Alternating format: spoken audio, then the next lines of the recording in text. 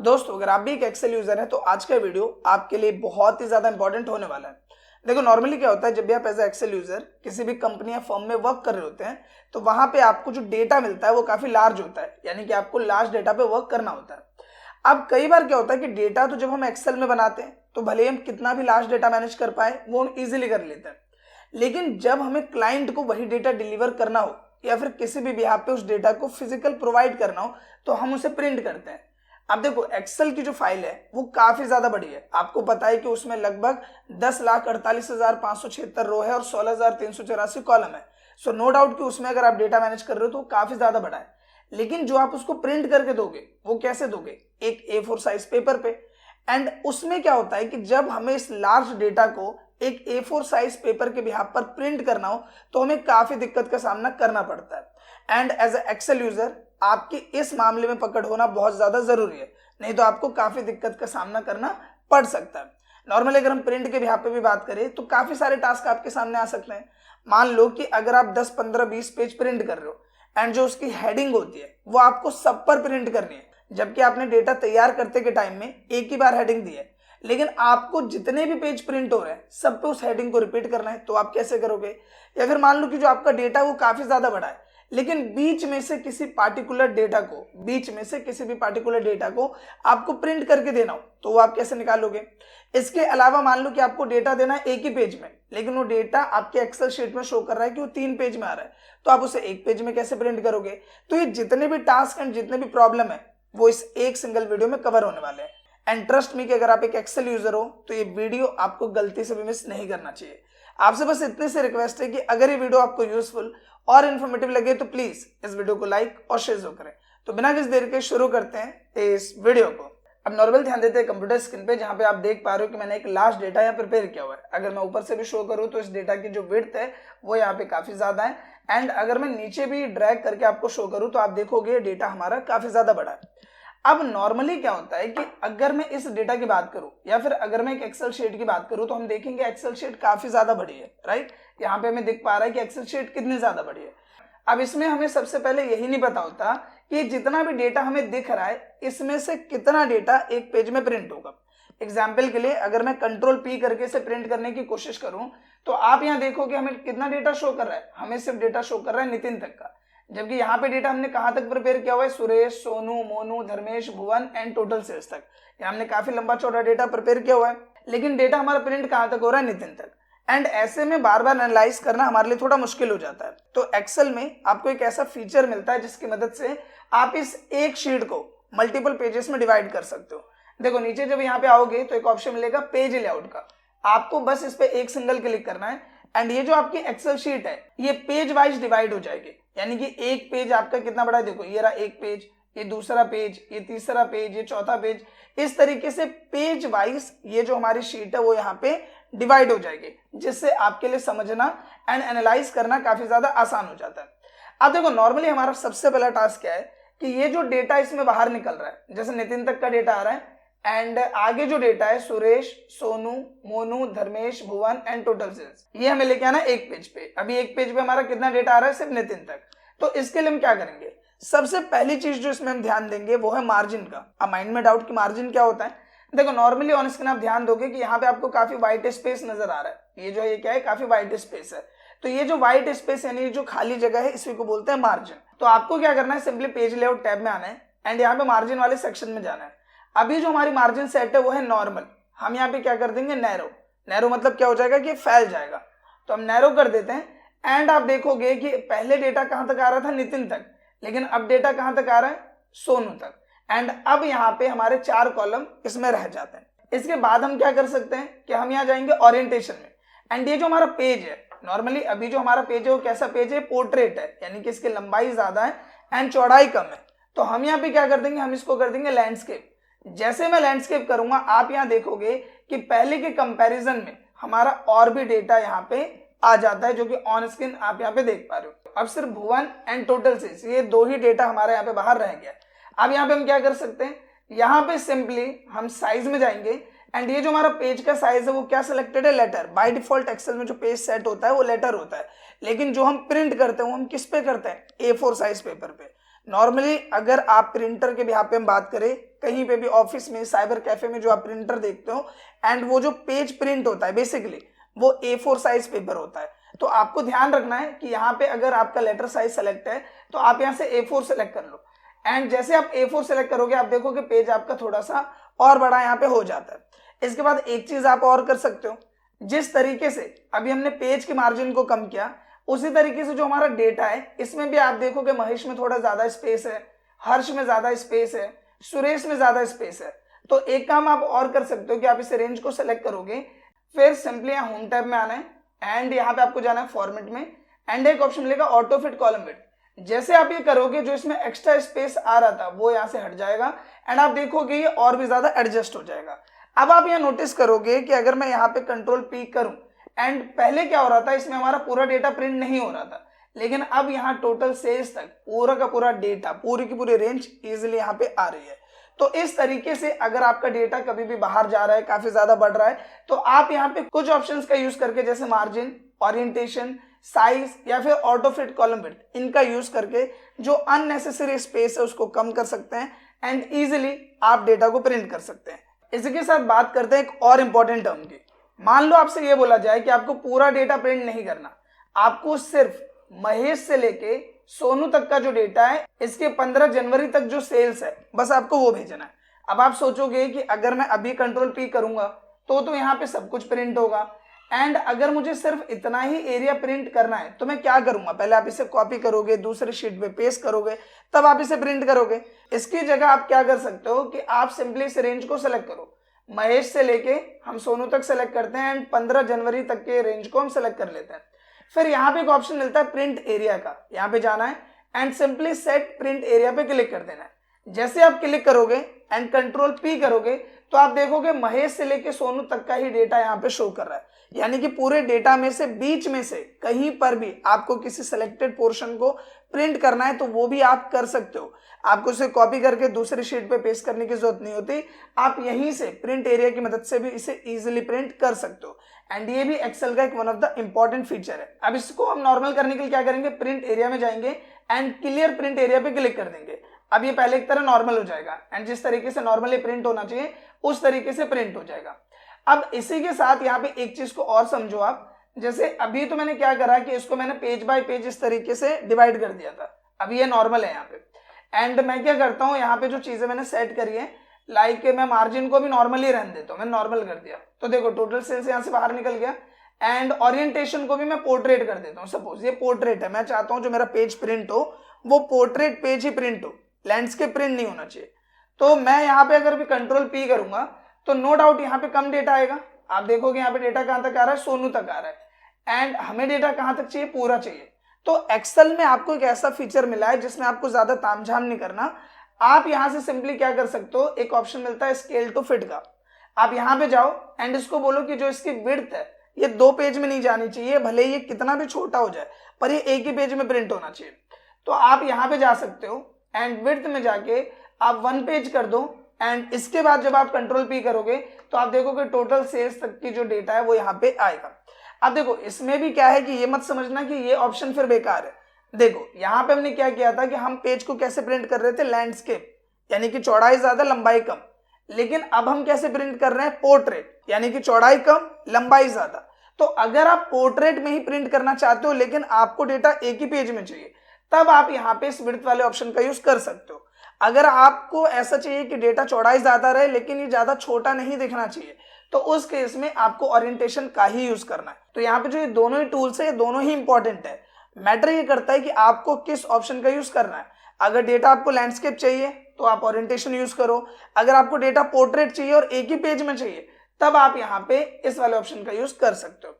Same like अगर मैं अभी कंट्रोल P करूं तो देखो ये जो हमारा डेटा वो 3 पेज में आ रहा है, पहले पेज में इतना डेटा आ रहा है, दूसरे में इतना आ रहा है, तीसरे में इतना आ रहा है। आप अगर चाहो तो इसकी जो लंबाई इतनी ज्यादा बढ़ रही है इससे भी एक पेज में ला सकते हो। कैसे, आप यहाँ देखोगे स्केल टू फिट का ऑप्शन है, अभी हमने विड्थ किया जिससे इसकी जो चौड़ाई है वो एक पेज में आ गई।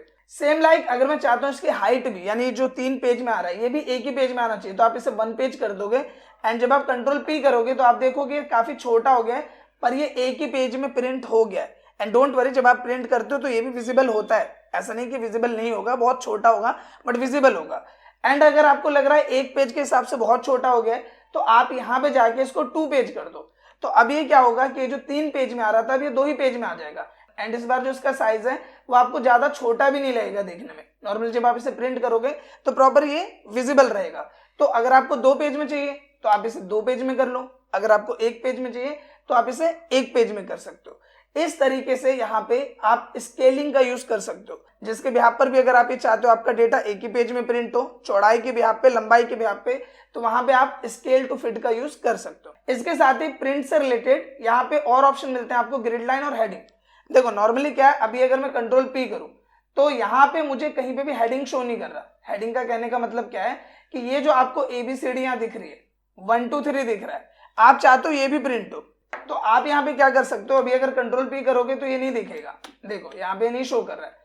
लेकिन अगर आप यहाँ पे हेडिंग में जाके प्रिंट पे क्लिक कर दोगे तो यहाँ कंट्रोल पी में ये भी आपको शो करेगा। देखो 1 2 3 ABCD ये भी शो कर रहा है।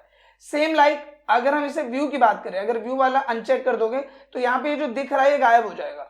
तो व्यू ऑप्शन है यहाँ पे देखने के लिए, प्रिंट ऑप्शन पे चेक करोगे तो जब आप प्रिंट करोगे तो वहां पे भी शो करेगा।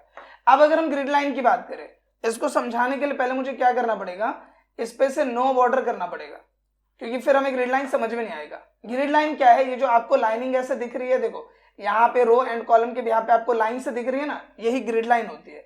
अगर हम यहाँ पेज लेआउट में जाएं एंड ग्रिड लाइन पे व्यू पे अनचेक कर दें तो आप ये देखोगे जो लाइन्स आ रही थी, ग्रिड लाइन्स आ रही थी, यहाँ से गायब हो जाएगी।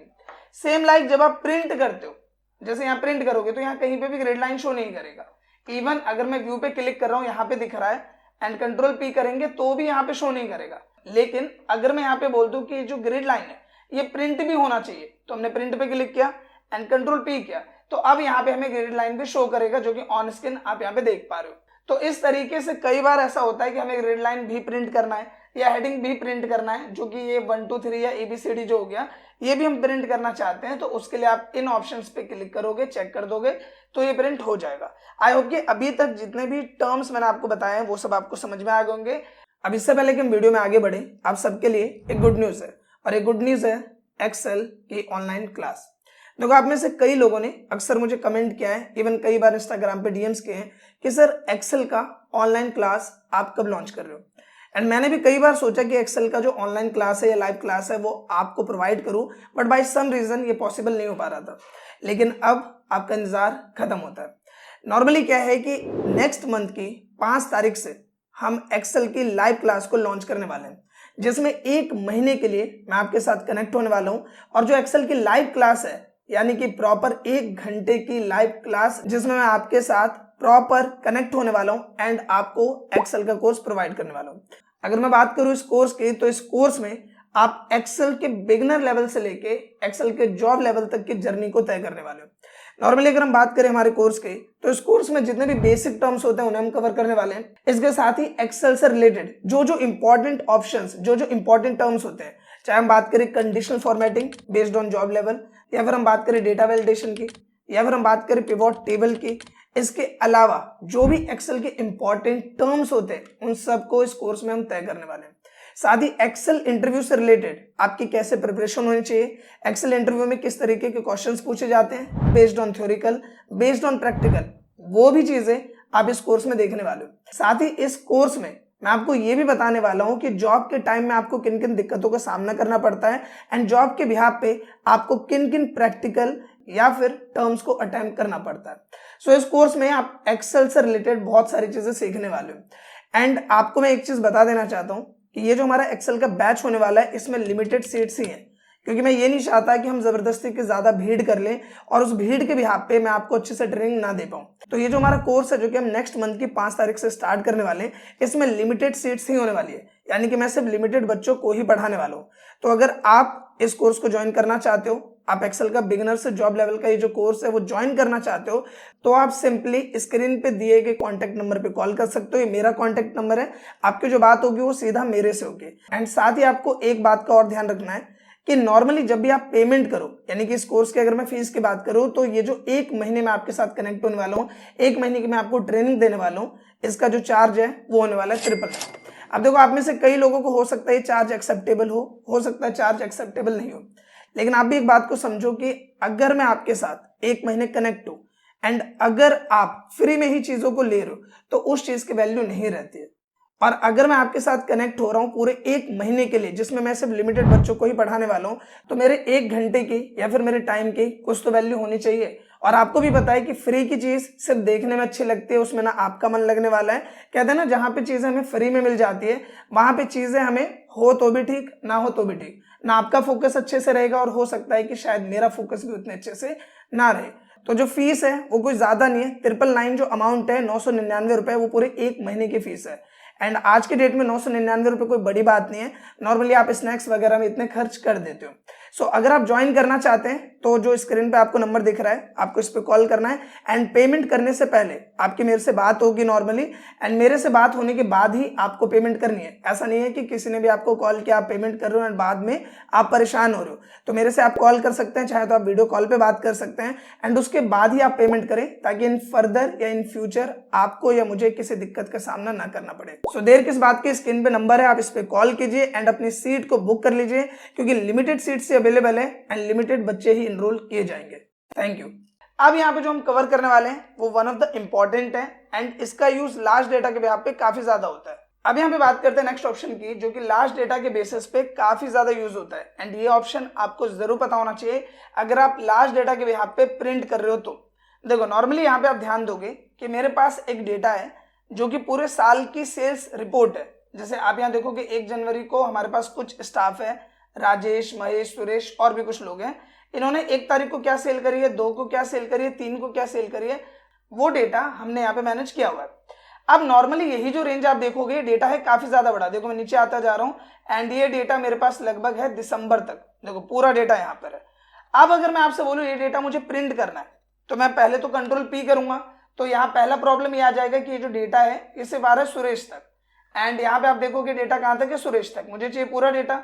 तो हमने क्या क्या चीजें सीखी, मार्जिन में जाओ, सबसे पहले नैरो कर दो, जो एक्स्ट्रा स्पेस आ रहा है वो कम हो जाएगा। एंड अब डेटा प्रिंट हो रहा है सोनू तक। यहाँ देखो एक ग्रिड लाइन दिख रही होगी, इससे पता चलता है कहाँ तक अभी प्रिंट हो रहा है। देखो अभी कहाँ तक प्रिंट हो रहा है, सोनू तक। इसके बाद दूसरी चीज मैंने आपको क्या बोली कि साइज में जाओ एंड साइज A4 कर लो। इसके बाद आपको क्या करना है, सिंपली यहाँ विड्थ वाले सेक्शन में जाना है एंड यहाँ पे आपको 1 पेज कर देना है। एंड अब आप कंट्रोल P करोगे तो आप देखोगे पूरा टोटल सेल्स तक यहाँ पे हमें डेटा क्या कर रहा है, शो कर रहा है, यानी प्रिंट हो रहा है। अब यहाँ पे आप एक चीज नोटिस करो कि यहाँ पे हमारा डेटा कितने पेज में आ रहा है, 8 पेज में, क्योंकि पूरे साल का डेटा है। नॉर्मली जब मैं इसको आगे कर रहा हूँ तो दूसरा पेज यहाँ पे आ गया, फिर आगे किया तो तीसरा पेज आ गया, फिर आगे किया तो चौथा पेज आ गया, फिर 5वां, फिर 6वां, फिर 7वां, फिर 8वां। अब इन पेजेस में देखो एक प्रॉब्लम है। प्रॉब्लम क्या है कि अगर आप पहले पेज पे ध्यान दोगे तो पहले पेज में मुझे पता चल रहा है कि ये जो सेल्स है वो राजेश की है, दूसरे में पता चल रहा है महेश की सेल्स है, तीसरे में पता चल रहा है कि ये सुरेश की सेल्स है, एंड चौथे में पता चल रहा है हर्ष की सेल है। इसी तरीके सबकी सेल पता चल रही है। लेकिन जब मैं अगले वाले पेज में आता हूं तो यहाँ पे आपकी जो ऊपर हेडिंग आ रही थी ये नहीं शो कर रहा, क्योंकि जाहिर सी बात है हेडिंग हमने जो शीट है उसमें एक ही बार दी है। देखो यहाँ पे एक ही बार दिया है। तो यहाँ पे हम क्या कर सकते हैं कि ये जो हमारी हेडिंग है इसको हम बार बार रिपीट कर सकते हैं। नॉर्मली ये जो हमारी हेडिंग है, टाइटल है, इसको क्या कर सकते हैं, बार बार रिपीट कर सकते हैं कि जितने पेज प्रिंट होंगे सब पर ये टाइटल या हेडिंग प्रिंट होनी चाहिए। तो ये हम कैसे करेंगे, देखो इसके लिए आपको क्या करना है, सिंपल सा यूज है। पेज लेआउट टैब में जाओ, यहाँ पे एक ऑप्शन है प्रिंट टाइटल्स का, आप इस पे क्लिक करो। क्लिक करने के बाद ये आपसे पूछेगा कि आपको क्या रिपीट करना है। तो मुझे रो रिपीट करना है। ये क्या है, रो नंबर 1, जिसमें पूरी की पूरी टाइटल है, हेडिंग है। तो मैं यहाँ पे क्लिक करूंगा, सिर्फ आपको इसमें क्लिक करना है एंड 1 पर क्लिक कर देना है। जैसे ही आप 1 पर क्लिक करोगे पूरी की पूरी रो यहाँ सेलेक्ट हो जाएगी, बस आपको ओके कर देना है। इसके बाद जब आप कंट्रोल P करोगे तो आप देखोगे पेज नंबर 1 में भी, पेज नंबर 2 में भी, 3, 4, 5 जितने भी पेजेस है सब में ये प्रिंट होगा।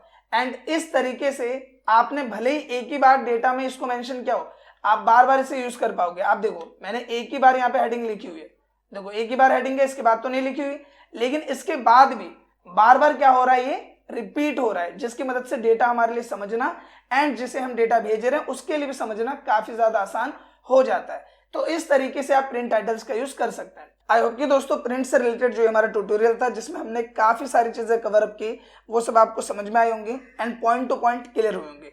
अगर ये वीडियो आपको अच्छा लगा है तो प्लीज इस वीडियो को लाइक करें, शेयर करें, साथ ही कमेंट करके अपना फीडबैक जरूर दें। इसके साथ ही अगर आप किसी भी टॉपिक पर वीडियो चाहते हैं या फिर आपका कोई भी डाउट है, कोई भी सजेशन है, तो उसके लिए भी आप कमेंट कर सकते हैं। फिलहाल इस वीडियो के लिए बस इतना ही, मिलते हैं नेक्स्ट वीडियो में, तब तक के लिए थैंक यू।